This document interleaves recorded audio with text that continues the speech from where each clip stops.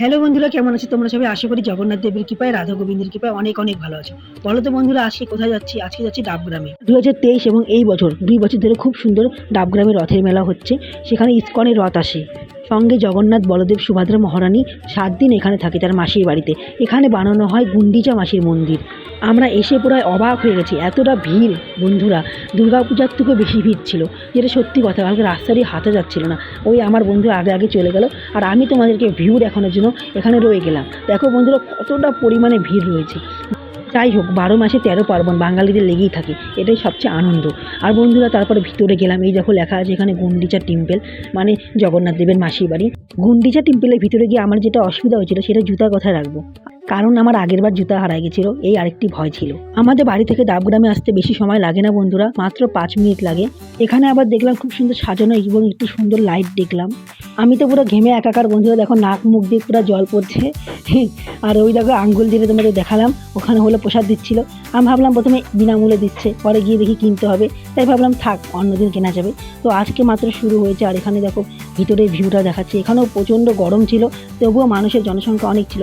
আমরা যখন গেলাম তখন দেখলাম ঠাকুর এখনও আসেনি, জগন্নাথ ঠাকুর। তারপরে শুনতে পারলাম যে ঠাকুর আসছে এখন রথে করে, তাই আমরা বাইরে চলে গেলাম। বাইরে এসে দেখি ইসকন মন্দিরে এত লোক এসেছে, এতটা ভিড়, আমরা দাঁড়ানোর জায়গায় পাচ্ছিলাম না, মনে হচ্ছে পুরীতে এসে পড়েছি।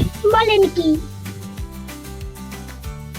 ওই দেখো বন্ধুরা, রথে করে বলরাম দাদা আসছে, সুভদ্রা ঠাকুরও এসেছিল, কিন্তু অটো ক্লিপ তো দেওয়া যায় না, নাহলে ভিডিওটা অনেক বড় হয়ে যেত। সব মিলে ডাবগ্রামে খুব মজাই হয়েছে। তারপরে শুনলাম জগন্নাথ ঠাকুর আসছে, জগতের নাথ জগন্নাথ। তো এখানে সব ভক্তরা মিলে জগন্নাথ দেবের রথ টানছিল। তোমরা আবার ভেবো না কিন্তু আমি শুধু ভিডিওই করে গেছি, আমি কিন্তু জগন্নাথ দেবের রথ আরও এসেছিল অন্য জায়গার থেকে, সেখানে আমি টেনেছিলাম। ডাবগ্রাম মাঠে 3 ভাই বোনের রথ রেখেছিল। তো তোমরা যারা এখনও ডাবগ্রাম যাওনি তারা কিন্তু প্রত্যেকে যেও, কারণ 7 দিন থাকবে, ভাগবত পাঠ হবে, গীতা পাঠ হবে, অনেক অনুষ্ঠানও হবে, তোমরা আমার এই ভিডিওর মধ্যে দেখতে পাবে। তো বন্ধুরা, এটা পরের দিনের ভিডিও। আমরা গিয়ে ঠাকুরের দেখা পেয়ে গেলাম। ঠাকুরের দুপাশে খুব সুন্দর এসি লাগানো ছিল। ঠাকুরকে এখানে খুব সুন্দর সাজিয়ে গুজিয়ে রেখেছিল। জয় জগন্নাথ না বলে থাকতে পারলাম না। এখানে লেখা ছিল Rathyatra festival 2024 organised ISKCON Siliguri. এখানে খুব সুন্দর কালচারাল প্রোগ্রাম হচ্ছিল। কিছু বাচ্চারা কৃষ্ণ বন্দনা গানে নাচ করলো।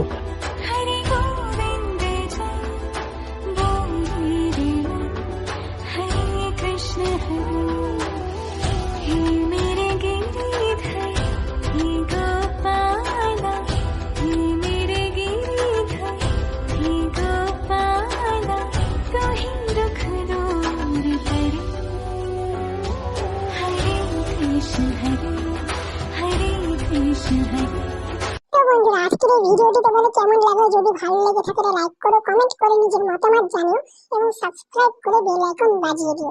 আজকের মতো এই পর্যন্ত, দেখা হচ্ছে কোন নেক্সট ভিডিওতে।